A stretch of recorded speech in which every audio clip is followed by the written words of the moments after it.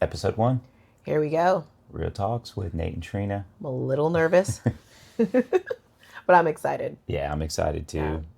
And we're passionate about it. It's not going to be perfect from the beginning, but, our goal is to help people that are a couple chapters behind us. So, Yeah. So I how'd guess, we get here? Where did it start? How did we meet? Stebbins High School. I was a High sophomore. school sweethearts. Yeah. You were a junior. I was a junior. sophomore. You were checking me out. I really was. As soon as I came to Stebbins, I was looking for somebody I could look at in that class. It was my first period. It was like a technical class. It What was like that class? arts and music class. It was or that arts and whatever. music class, and I saw you, and I was like, "Oh, he's cute." I thought girls were cute. I guess liked you in a way, but Yeah. I was in no way ready for like a relationship. My Yeah. frontal lobes weren't even close to being developed yet. Yeah. Like you always wanted to talk on the phone. I did. And this was before there were cell phones, so you had to call when I was at my mom's house. I was never home. Yeah. Can you believe we are the generation of house phones? That Like is it crazy. wasn't all the way common to have cell phones. So yeah, I did always call your Yeah. house. You were never home. And so I just wasn't ready. So I Yeah. think you moved on. I did move on. Well, not only could I not get a hold of you, but we shared the same lunch and you wouldn't even sit with me at lunch. There were 3 different lunches. And we happened to be in the same one and you wouldn't sit with me. So Yeah. yeah, I decided I don't think he's into me as much as I am into him. So I went ahead and ended it. So fast forward, our Yeah. paths kind of diverged, right? Yeah. And we both have had very challenging backgrounds. Mm-hmm. And I started getting into drinking more, doing drugs when I was 13, 14 years old.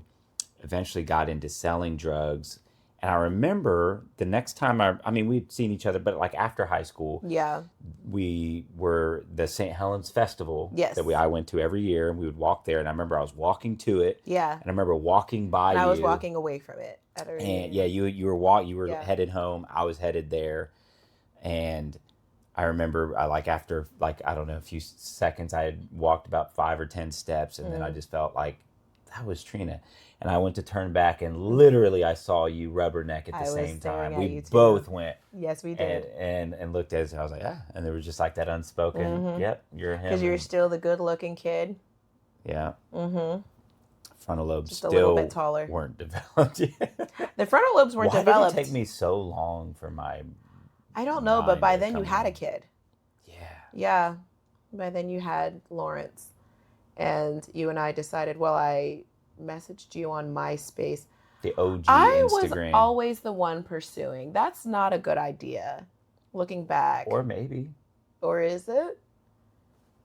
I don't know. I don't know, but Who I knows? did I message you on MySpace Yes, you after I messaged. saw you at St. Helens? Yes, and I think I think I gave you invite- my number on Yeah. MySpace, right? That's Yes. how, and I gave you my number because you had reached out. And I gave you my number, Mm-hmm. and I don't. I honestly don't remember who texted who first. I'm pretty sure I texted you first. Okay. If we're And- doing these real talks here, let's just be honest. And if we're throwing out advice, ladies, it's okay to wait for him to reach out to you. I'm not so sure why I was. Perhaps that's just who I am still to this day, just very forward and honest. But here's the thing, yeah, even though you reached out to me, there were still certain expectations you had for me Yeah. to engage with you in conversation. I feel like Yeah. you were the type to where if I would have like blown you off, well, because that's what happened. Oh, So you yeah. pursued me in high school. Yes. I wasn't ready, so you moved on. That is true. Pursue is a strong word in high school. I think I just said you were cute. And my friend went ahead and told you. By Even then that I was book, okay you with remember that, that though. book by was it Ted Decker? Yeah. I can't remember, Black, Red, and White or whatever, Yes. about the great romance. Mhm. And the girl chose him. Yes. But after she chose him, then he pursued her. This I is think we just true. unlocked something. I felt like you were not pursuing me, so after about a month, that was enough for me. But when I was ready, I pursued you. That is true. You chose me. You said, hey. And you basically, it was almost like you gave me permission to pursue you. Yes. So it's almost like you gave me, it was like, tag, you're it. Yeah. And then I had to chase you down. But I knew that you tagged me and you wanted me to chase you. Yes. Okay, wow. Okay, I think we just unlocked something there. I do. That was kind of interesting. Yeah. So there you go. But so now the part that wasn't so good is that, again, I was in a very bad lifestyle, Yeah. selling drugs, doing drugs, drinking every day. But by the And time it came back around, that was when we were 19. yeah, When we saw each other and stared at Mhm. each other like one leaving, one coming from St. Helens Mhm. Festival. I was exiting a really toxic relationship. And you were also exiting a relationship. And it just happened at the perfect time. I did. Yeah, and we decided we were going to go get ice cream, and we just hashed it out. So our And parents moved to the same street. Yes, our parents were on the same street. Lynn Haven Drive. They lived on the same street. So we went to that Dairy Queen that was right around the corner. Yep. And that's when you showed me a picture of Lawrence. Yeah, I was like, I got a kid. He was like a year old. He was so cute. I just remember thinking, wow, that's a very good looking. Isn't it wild? Like, little you've been kid. a part of his life ever since. That's kind of Not knowing that was actually going to be the outcome. When I was 19 years old and when we were talking, it's crazy how I was not looking for a husband. I was more just looking for, before Jesus, I was just looking for some fun because I was exiting a relationship. I don't feel like you were looking for anything serious either. no. But we just happened to click. I was just trying to make money selling drugs. Yeah. I had always had an entrepreneur spirit. You know, I had the wrong product. You just needed some guidance. Yeah. I honestly just needed some direction. I needed some guidance. I think that's why I feel passionate about it, helping other young people that have that entrepreneurship spirit, but guiding them in the right direction. You know, that's kind of my desire. Okay, so let's fast forward a little bit. So we were together that summer. Yeah. I was selling drugs, and I was doing good. I remember you taking a picture of me when I was about to deposit some money into the bank, and I felt really good about it. And then we went to go get ice cream because going back, you always wanted ice cream. Love ice cream. So that's why we took a different route home. And that was like a really weird day. All kinds of weird stuff had happened that week. I was walking to a gas station. So right now, though, what are we talking about? Right now, we're talking about you were selling drugs. We decided we were going to pursue this summer fling we were having. Because I don't feel like we were calling each other boyfriend, girlfriend at that time, but we were definitely together every day. It was known that we were supposed to be together. We weren't playing the semantic. Were we playing the semantic game? I don't know. We weren't outwardly saying we were boyfriend, girlfriend, but we were absolutely exclusive, exclusive and engaging in all of the sexual activities and together all the time. Yeah. It's crazy because then we started fighting within a couple months in. Do you remember that? Like they were arguing. Our fights? Sometimes they got bad. Remember, because I broke up with you because I felt like you were too good for me. I was okay with it though. It was off the back of like an argument. I feel like we were arguing. Maybe you're right. I remember some of those arguments were I think all I remember intense. is breaking up and being okay with it. Yeah. I was like, you're going to church, you're doing good, I'm drinking. And then I called you like 10 minutes later and was like, hey, I actually don't want to break up with you. And I was like... But a part of me was like, dude, this girl was like too good for me. And I do feel like even at that time, because I was in school to become a medical assistant, I was attending a church. I feel like I did not have any really strong convictions about being with you. I just knew that you were a really nice guy. Mm-hmm. And if we're going to lay out a little bit of advice right here, just because he's nice, that doesn't mean he's who you should be with. That's just nice is the bare That's like one check box. That's literally but there's a few just other one. ones. That was legit just one. And you were a great conversationalist. You're very sweet, but that's about it. Good looking as well. But I mean, took you to the drug dealer though? Oh Lord. That's another story. That's another story. So they got to check all the boxes before you think that this is a good situation. If you're selling drugs, probably not a good idea. And I knew that even then. I wasn't into drugs. I wasn't into drinking. That's why really you were the perfect dope girl. That's why we say that, because I knew like, oh, cool, she won't do my drugs. I really resent the name dope girl still to this day. And you really like to say that to this day still. I resent it. But that is essentially what I was just in denial. Not wanting to be that, but I guess if the shoe fits, right? Yeah. So we got to fast forward because we got to fast forward. So where did the change happen? Yes, I was actually kind of grateful when you broke up with me because I knew we shouldn't be doing this. And even the semantics, right? Because we didn't call each other boyfriend, girlfriend, but we decided this is not a good idea. You knew this wasn't a Yeah. good idea. I knew this wasn't a good idea. And we decided to Because I was going in just a separate. bad direction. That's Yeah. the direction I was going. And that's what I was going to say. Like before, we get to the spot where, I got arrested. We got arrested, really, and I Yes. went to jail. Is how bad it was really getting. Like Yeah. I started, when somebody had robbed me at gunpoint, and then my friend remembered Trill, and we Yes. grabbed his gun, and I'm listening to crazy music. I'm Yes. ready to ride out. The cops raided our house. I mean, popping out of the bushes and whatnot, searching people. I mean, it was wild. It was wild. Yeah, it was getting out of control. It was And I getting. think that's why I was okay with you breaking out with me. I was not at Yeah. that house when those things were happening, but when you would call me and tell me this You were is what there when I happened, was about to get a gun and tried to go I was- murder somebody. I wasn't there when the cops were popping out of the bushes No, raiding not the that house. time. And it was your fault they were raiding the house. Yeah. The block was hot, as they say. Yes, the block was hot and it was your fault. Mhm. And Man. yeah. So that day, I remember the keys got stuck in the car, Yes. and my friend. The day that you got caught is what we fast forwarded to. Yes. Yes. Yes. And that day, well, the cops, first of all, they had already they stopped us on the way to the gas station, searched everybody but me. That in and of Yeah. itself was, and I was like, oh, see, Trina, God just knows this is what I got to do to provide and take care of my kid. And then my friend was borrowing my car, I think, and the keys got locked in there. And he was like, well, maybe this is a sign God saying maybe you shouldn't leave. I'm like, nah, this ain't a sign. Get my keys out the car. Mm-hmm. So anyway, somehow we finally got into the car.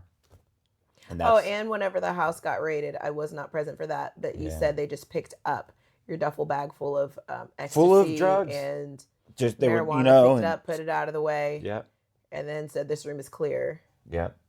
And even though that could have been a warning, you viewed that as See, this God knows permission. this is what I have to do. Mhm. Yeah. Yep. That God was watching me, but God was just setting me up, and that Yes, was he the was. thing. Nothing was going to change me. You had invited me to church. yes, Nothing wrong. I just my brain, I was like in this hypnosis. I call it hypnotic rhythm. I was in this hypnotic rhythm where my thought patterns were just so bad and nothing was going to shake it unless something devastating. So I wish there's people out here that could hear like, hey, if you're headed in the wrong direction, just change course. I want to warn you, but most likely you're going to have to get hit yeah, for that to happen, to break up the thought patterns so that you can redirect those thought patterns. So, and that's what happened. We were driving Trebine Road, cops I pulled into the speedway. I remember it like it was yesterday. I wanted ice cream. And because you wanted ice cream, gosh, and they, you were terrified. Yes. I was like nervous. For some reason, I'd always felt like I could get myself out of every situation. Mhm. And the previous Little times arrogant. where nothing happened, I was just thinking like, oh, it's just another day in the life. I guess that makes sense because there was a lot of close calls. Close and- calls that I got yeah. out of. Yeah. Mhm. So, and you're like, you should probably take out your gold grill. And I was like, Yeah. nah. I mean, I had the shirt off, gold chain, gold grill, Yeah. just like, what's up? I felt invincible, unstoppable, untouchable.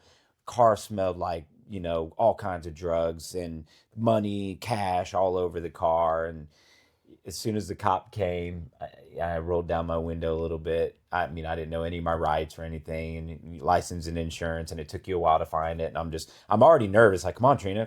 He's like, get out the car.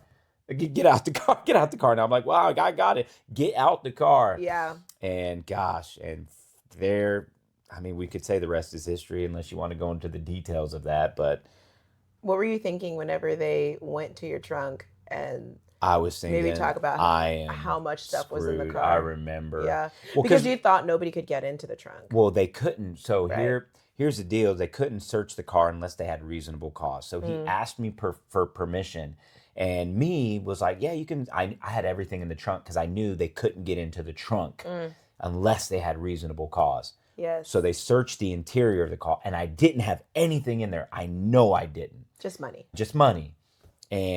But they said they found a little bit of weed. Yes. And I was like, show me. And they said, no, we ain't got to show you nothing, but we're going to search your trunk. I was like, show me where this, and I think they just took a big risk because how I was acting. They knew the fact that I said, you can search, I just don't want you in my trunk. And So they said they found weed, said that they could search my trunk. And I remember when they popped open the trunk, because my mentor at the time, the guy that was putting me on, my contact, Yeah. said they couldn't search your trunk. So I'm thinking like I'm good.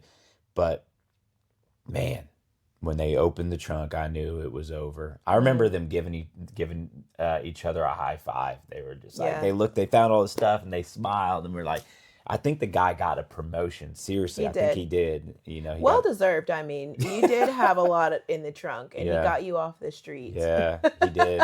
I'm actually very grateful for him. Yes. I can't remember what his name was, Officer Mater or something I like feel like that. it was Mater. Yeah, I think you are if that's correct. and then I think it turned into Major Are we or allowed to whatever. say that? Hey, If that's his real God name? bless you.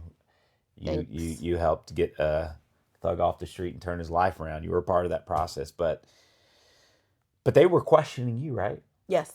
And Yeah, they were asking what all I knew about the you've drug. never been a As good you were liar. though, you were so, and I'm not a good liar. Which is good. Yeah, Micaiah's like that. You are so sweet though. I could hear you from the car screaming, "Let her go. She has nothing to do with it. She has nothing to do with this. Let her go. Let her go. She knows nothing about anything." And I thought that was so kind of you because I didn't know if you wanted, If I'd crack under pressure or yeah, something. or like, yeah, she like. No, I was fully willing to just take everything. That which was I so did, sweet of you. Yeah. And I said I didn't even know you smoked weed, which was a lie. You smoked every day, like starting at legit like 5:30 Wake or and 6 bake, o'clock yeah. every morning.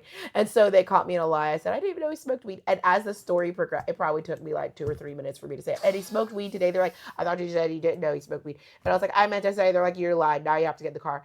Yeah. Dang. So that's how I ended up in the back of the police cruiser. Dang. But they said you were so kind. Yeah. I remember them saying you were so kind as they were even taking me down to the station for no reason but to have somebody pick me up because, and they just told me I should not be with you, but that you're so kind. I thought that is kind of wild. Such a character trait of yours. Funny story. So when we were in the cop car, because I had back in the day before there was iPhones, they had the Razors, and the Razors were like the iPhone back then. Everyone who had a Razor. And I had like 2 or 3 for my drug phones. And he had my phones, and I remember people were texting me, and they said, "Hey, somebody said they need an ounce. What do they need an ounce of?" I was like, "Milk." I sell groceries. But yeah, that was he was actually, I know he was arresting, but he was actually really cool. He actually meant to get my black and mild so I could smoke because he said it's going to be wild for you to smoke. And in fact, not to get too far ahead, but when we got to the jail, do you remember I was outside and he gave me one of his cigarettes? Yes. Because I remember you're like, well, how long are you going to be here? That was when my mom picked me up. And I was like, and I looked up at him. And he nodded. I mean, he just nodded. And I looked back, long time. Yeah. So, and I was facing, after all the charges were said and done, about 8 years in prison. Yeah. It was 6 months minimum to 8 years in prison. Yeah. So I didn't know when you were going to get out, but I definitely wanted to OR you. I didn't know what was going on. So let's fast forward to whenever you went to jail. That was really scary. I was actually really scared too because I ended up having to go to court because I was charged with a misdemeanor for lying. Yeah, which almost impacted your eligibility to be a nurse. Yes, it did. No, I still answer for that, even though it's sealed. Wow. Yeah, it's sealed, it's expunged, and I still, because of the line of work that I was doing, I still write that I have an obstruction on my record. At least you can still get into the school system. So. I can't. But I'm sorry, Trine. Well, I mean, it was my decision. I knew what you were doing, and I stuck around.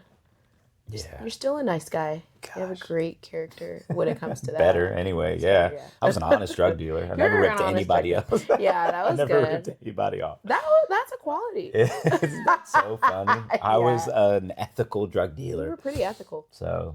But while you were in jail, you started reading the Bible in jail. Yeah. Talk about the 2 books that you could, like there was a book on this cart, then a book on that cart. Yeah, so when I got in there, they had a whole cart full of a lot of books, and I was just bored. I wasn't looking for God. I just got bored, and so I got up, went to go find a book, just felt this urge, go get a book. It'll pass up some time because I didn't know how long I was going to be in there. I just, so I was like, well, let me go grab a book. And the first book that I saw, it just like stood out, was the Bible.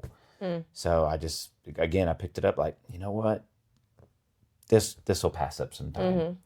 And so I grabbed up the Bible and read through the whole New Testament, most of the Old Testament. Didn't understand a lot of it, but I understood the gospel. And I remember Romans 5:8, but God commendeth his love toward us, and that while we were yet sinners, Christ died for us. And I remember thinking to myself, I mean, I used to break in people's houses when they were home, all the lives I had messed up and destroyed.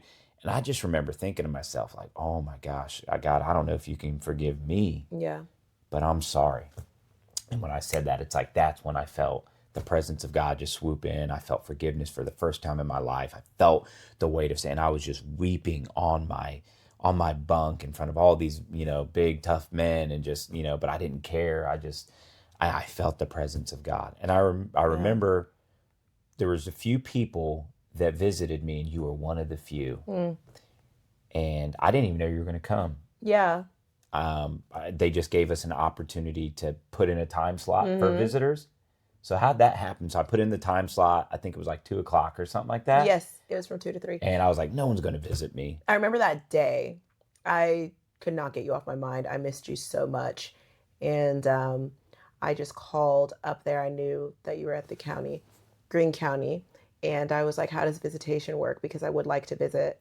And they said he happened to put in to have a visit from 2 to 3. I was like, today? And I said, yeah, because whenever you go to jail, you don't get to talk with anybody. It's just kind of like you put in, you hope somebody visits. It is serious Russian roulette. Like there's no way no one would ever know. Yeah. And so maybe you have to actually physically go up there. And if you miss the visit, you miss the visit, but maybe you can catch the next one. I don't know. And I went up there and I got there by 2:30 because I was about 20-30 minutes away. As soon as they said he put in, I went up there and you just were like, wow. I was shocked. And before we even said too much, I remember we just set up a schedule right there. Yeah. Like always, like Tuesdays at 2. Yeah. And that's when I realized, my uncle had visited me, my grandparents had visited me, and you visited me. None of my friends visited me. None of my road dogs visited me. There was nobody in my life that came to visit me that I thought was my friend except for you. And that's when I was like, I think I love this girl. That was like, I was like, wow, of all people, she visited me. I think I love her. And I was telling you about how I was changing. What did you think about that? I told you I was reading through the Bible.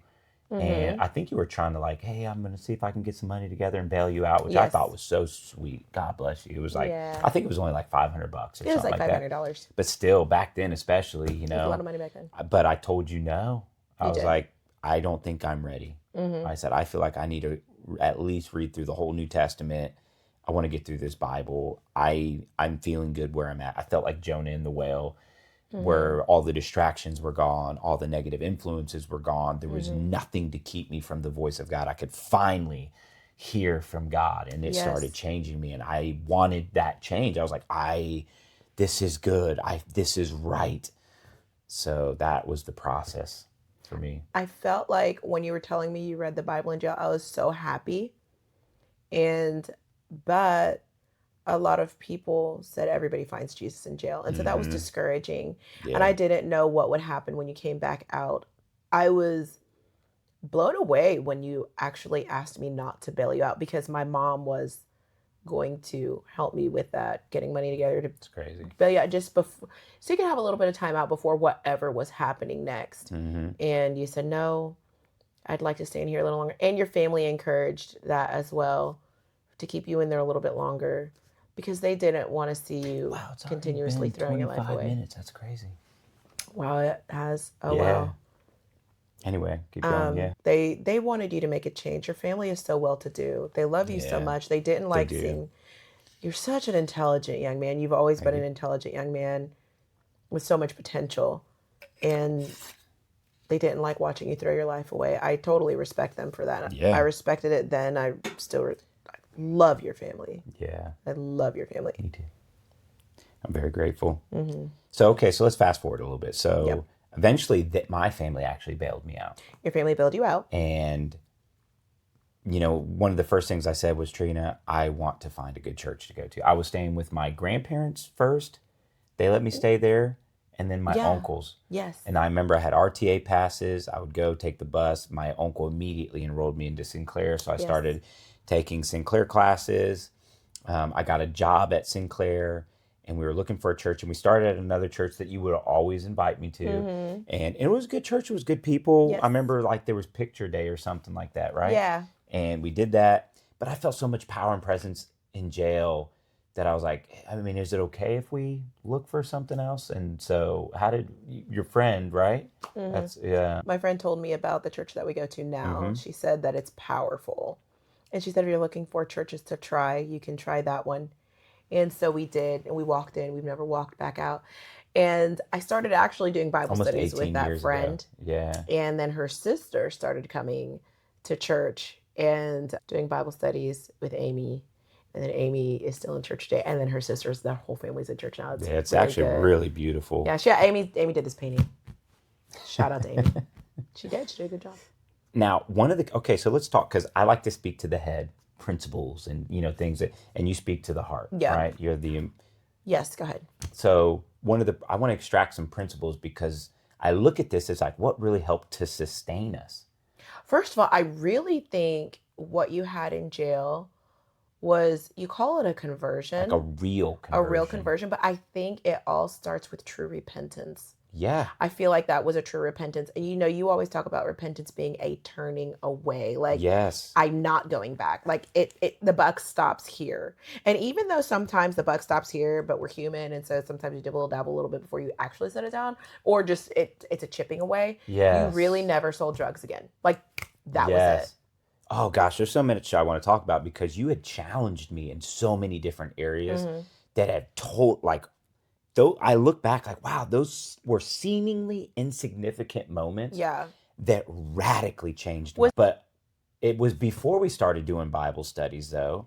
I knew I felt so much God. I was so hungry for God. Are you sure it wasn't night one? And maybe it was. You might be right. I don't remember. Well, because then Max... It was after I got baptized that he said, so maybe that was night one. It might have been. Because Max was blown away to see you. And I didn't even know you knew Max, but I knew Max. Because we were good friends in 8th grade. We played basketball together. We were good, because I didn't know he used to go to that church and that school. Neither did I. And I didn't know he fell away. Because we all went to Stebbins together. Yeah. So that's why he went. And so, but we got high together and whatnot. So I was like, whoa, he's in church. I used to get high with him. And he's dressed in a suit, and he is just doing high verticals. And he knew you as, I think he knew you were always into drugs. And so to see you walk into an apostolic Pentecostal church. Yeah, it was like, whoa. And for you to see him at an apostolic Pentecostal. And even I was blown away, because when I met Max, we lived on the same street. And he just was like, he would go to the bus stop and go home. Like, he was never going to school, just doing his own thing. Yeah, we all didn't use the best language. We all used pretty colorful language. Yeah. So it blew me away to see him jumping and praising in this really demonstrative worshiping church. When last time I saw Max, he was dropping out of school. And I remember the last thing I remember him saying, I was saying to him when we were at someone's house getting high, and I was, I always say my white friends got me hip to all these different things, and it was just Can like, we say that on the pod? Pass the gas mask. Yeah. Okay.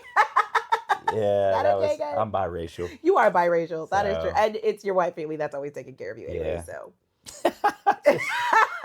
Real talks. We had to qualify. Real talks with Nate and Trina. You were not editing that out. Yeah. It's just real, right? Can we really just be is. real? We got to say something real, We do. But yeah, so after I got baptized, I came up out of the water, and he was like, man, that's so cool you got baptized. I was actually going to ask if you wanted to do Bible studies. I was like, yeah. So we started, shout out to his mom. I'm just thinking about when I got baptized.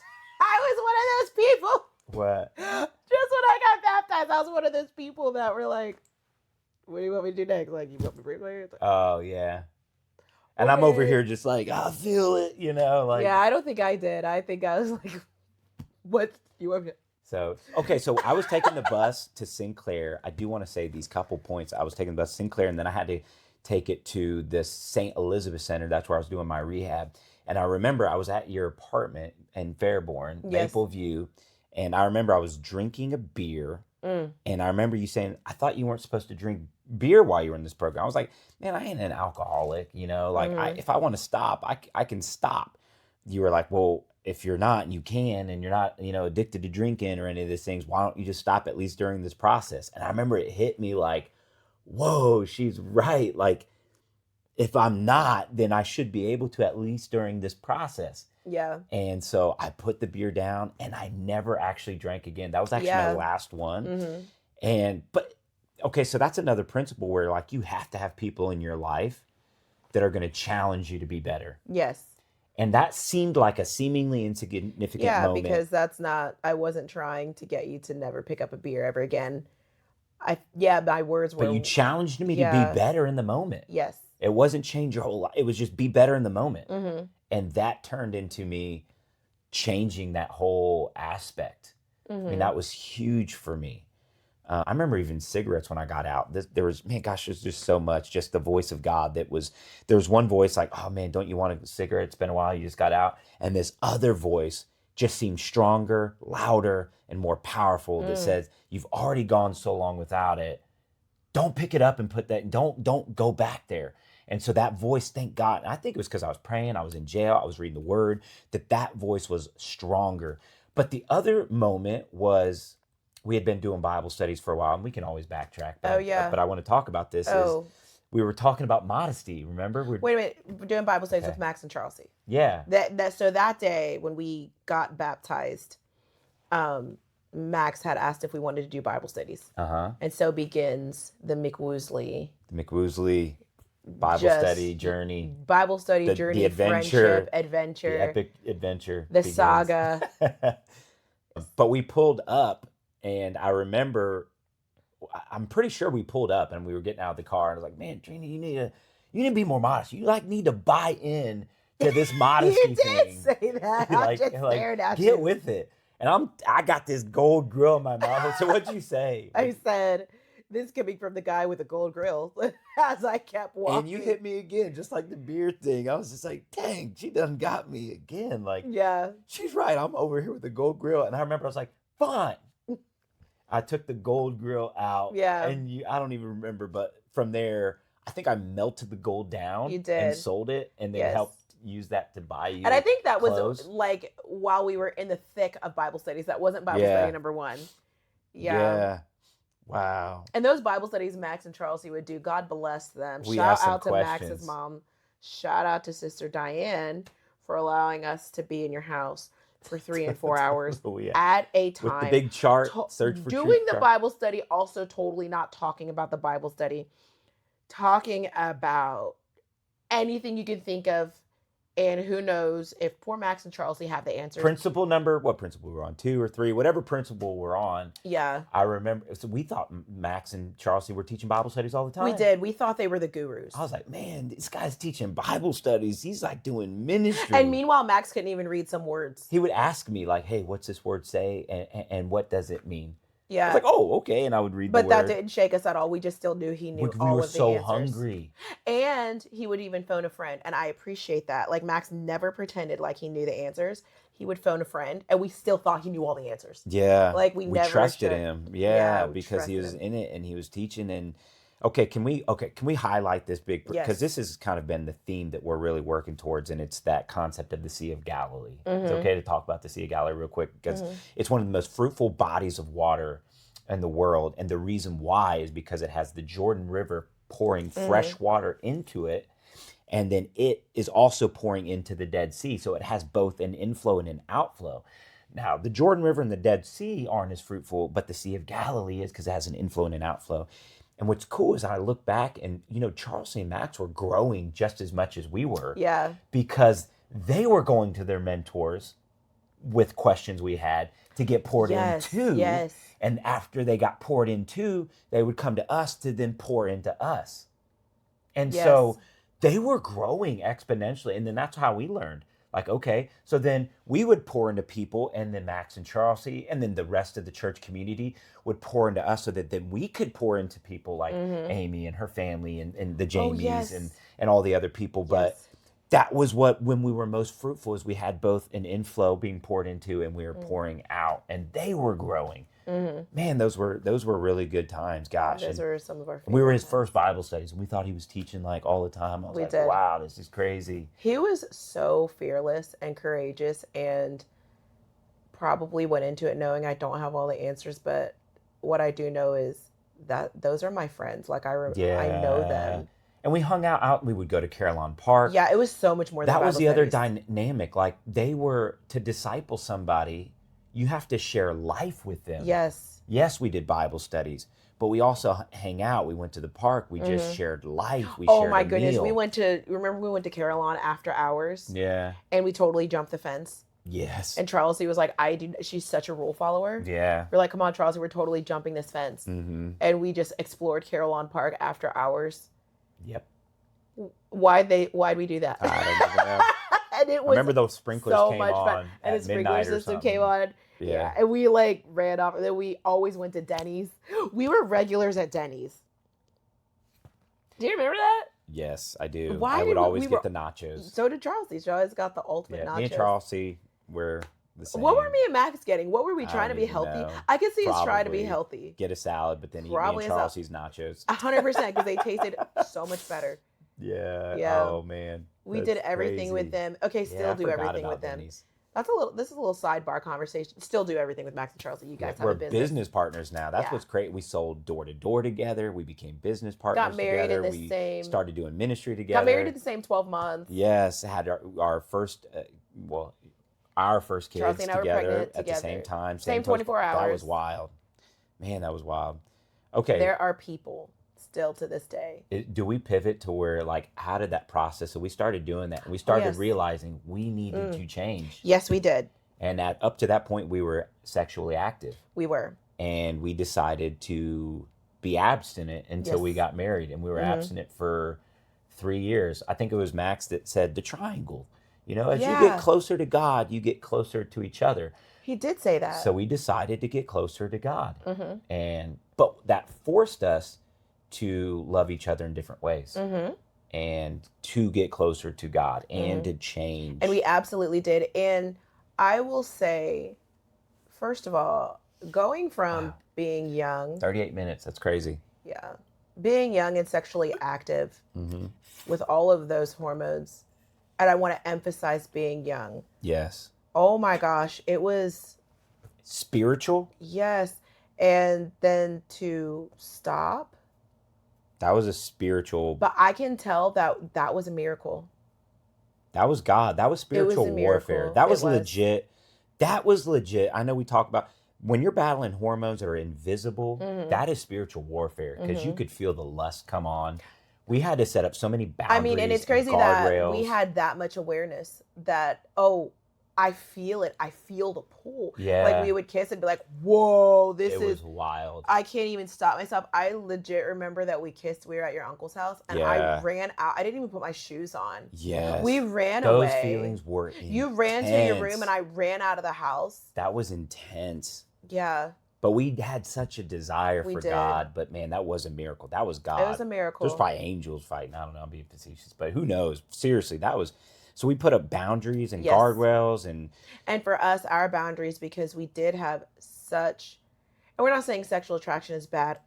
sexual attraction is great. it's beautiful. Especially between, a man and a woman. It's like and water. when you get married. You need Yeah. water to live. You drink water. Your body's made up of water. Water is how you survive, but water can drown you. Yes. Water can kill you. Yes. So the hormones were like water made by God, beautiful when used in the right context, Yes. but very dangerous I remember feeling that. if out of context, if And not in the right way.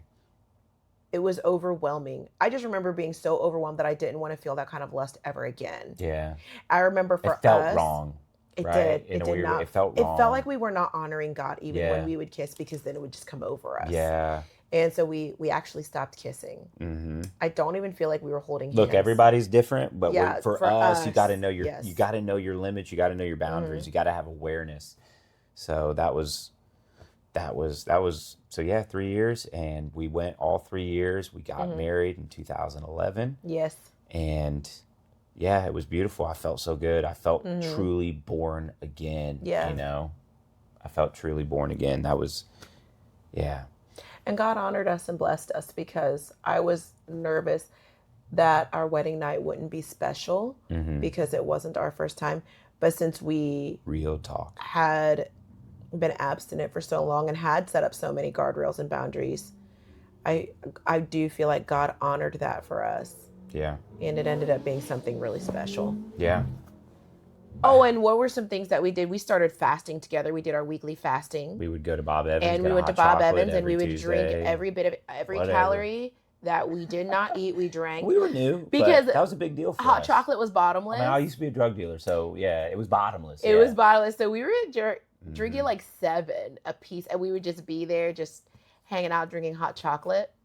We did not read the Bible together, but we would be accountable in that way. Remember when Pastor, he called a prayer meeting? He called 5:00 prayer, 5:30, and I would get our tea ready, and you'd pick me up, and we'd go to prayer together and drink tea. That was so special. So many life-changing things, because that was a transformational thing. We'll probably save that for another thing about how I got my job and how I got launched into entrepreneurship the right way. But those experiences, and those are the tools that we want to pass on to the people that are just a couple of chapters behind us. And we want to be that Sea of Galilee. Many. You know, things that I'm glad I did, things I wish I could have, done a little bit better, a little bit differently. But definitely, I think the boundaries and the guardrails and how that set us up for our marriage to where, we're going on 15 years. Can you believe it? And I literally, it's cliche, but I really do love you more today than I did then. I still go back to when you visited me in jail, and I knew like, I love this girl. I'm going to marry this girl. Like, she's the one. And we had to go through this whole journey and this whole process. And I've learned to love you better and more. And, one thing that helps me, and I tell you this all the time, is God put it in me to where I'm like, this isn't just my wife, this is God's daughter. And it was like God said, take care of my daughter. And so that really was like, okay, she's not just my wife, but I want to please God by taking care of his daughter. Which is such a miracle and a story for another time, because of the tumultuous background that I have.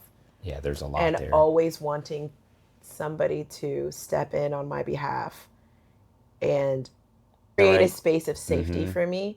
And so for you to have felt like I've got to create a space of safety for her, and for me to always long for safety, is nothing short of a miracle and an answered prayer from a girl who was 3 years old, which is another podcast for another day. So I guess if people have questions if there's areas where you want us to go a little deeper or explain a little bit more, or different questions, right? They can either text us or leave a comment. Yes. And we can share a little bit more, especially about our backgrounds and the upbringing we had with our parents and my dad not being around. And yours is just a whole different subject. But man, God's brought us a long way, and I'm so grateful following his way. And no, it hasn't been perfect. And that's the thing, our disposition through on this journey isn't that like, oh, we figured it all out. It's like, no, we've learned some things along the way that we can share with others to help empower them and add value to their life. But we are still growing. We are still getting better. We are still learning. We are still seeking after God and his ways. And so we just want to grow together. We want a community of people where we're all helping each other, pouring into each other to be the best versions we can be. Yes, like a Sea of Galilee. Like the Sea of Galilee. So if you want to get in touch with us, we will leave our socials in the description. We're still figuring all this out. We're still so new. But anyway, hope this was fruitful, and we will see you on the next Real Talk. Yeah.